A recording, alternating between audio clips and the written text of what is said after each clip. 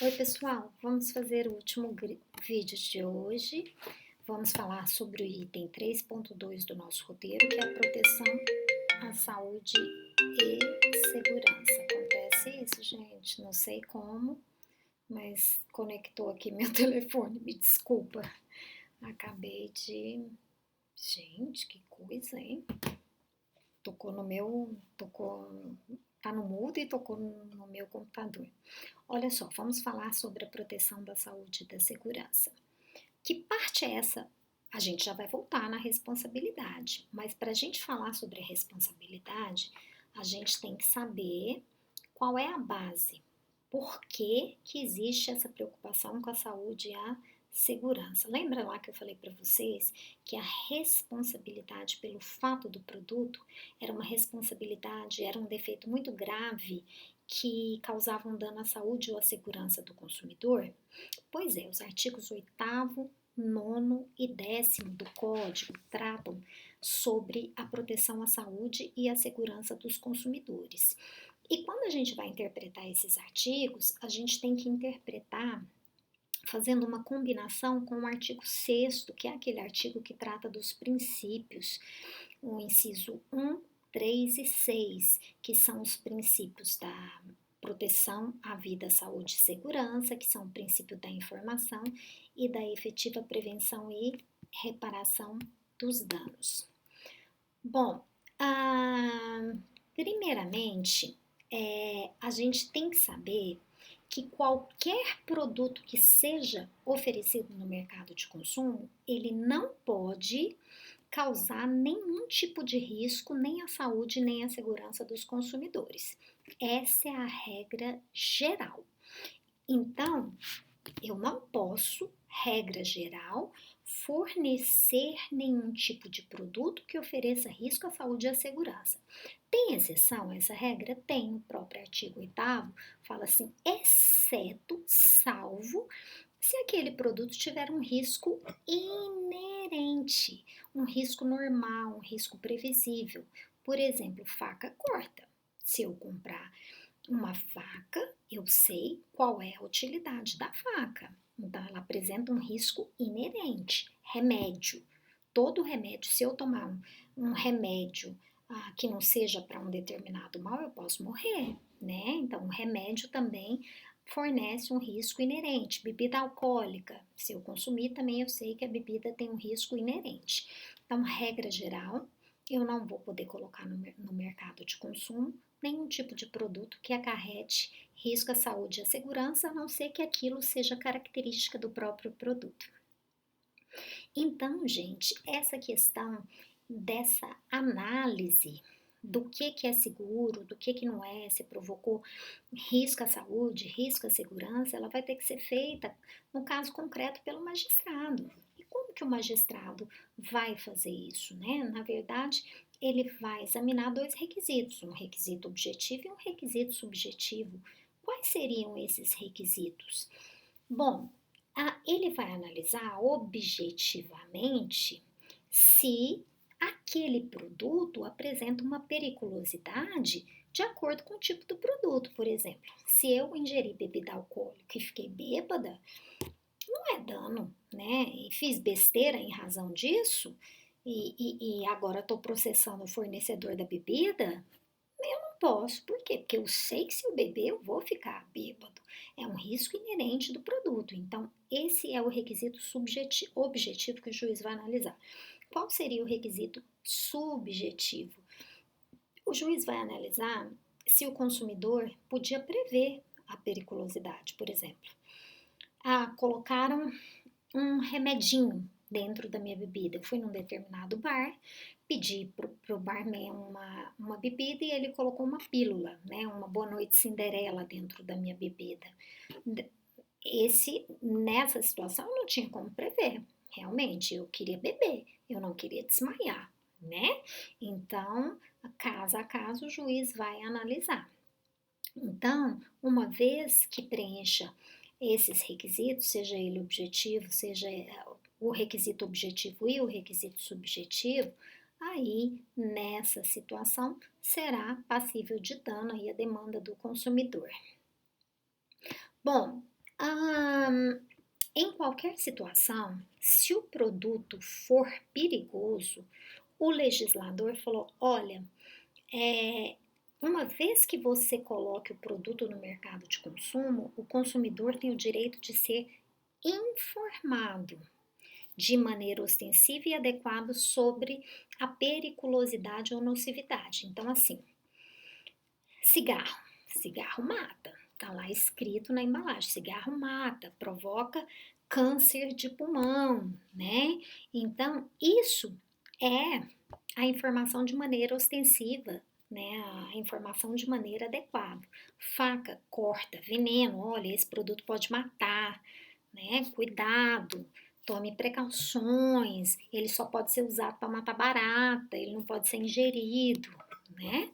Então, se não houver informação, é defeito. Então, olha só, defeito não é só aquele defeito que está no produto, contido ali na peça, no produto que eu adquiri ou no serviço. O defeito também considerado pelo Código de Defesa do Consumidor é pela falta ou pela ausência de informação. Então, o Antônio Hermann Benjamin, ele propõe uma divisão em relação à segurança de produtos e serviços. Que divisão é essa? A gente já falou mais ou menos sobre ela, mas eu vou voltar aqui e falar. É periculosidade inerente, adquirida e exagerada. O que é periculosidade inerente? É quando eu adquiro uma faca, eu sei que aquilo é previsível, que faca corta. Eu jamais vou poder pedir indenização por danos porque eu cortei a minha mão. Faca corta. Eu sei disso. A não ser que ela apresente um defeito, cabo solte, coisas desse tipo. Periculosidade adquirida.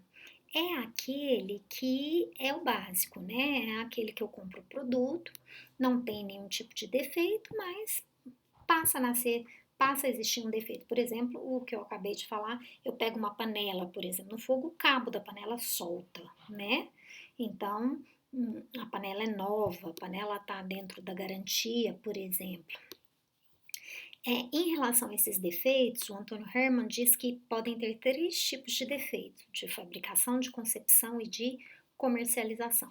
Defeito de fabricação é aquele que é intrínseco aí, né? Teve um defeito na montagem, na manipulação, na construção do produto. Defeito de concepção é no projeto, na fórmula. Por exemplo, um prédio, aquele prédio que desabou, né?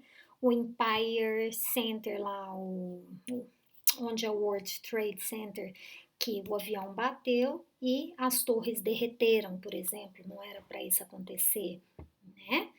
E defeito de comercialização é aquele na falta, por exemplo, um produto é um produto para ficar refrigerado, não fica refrigerado, falta informação no produto, coisas desse tipo.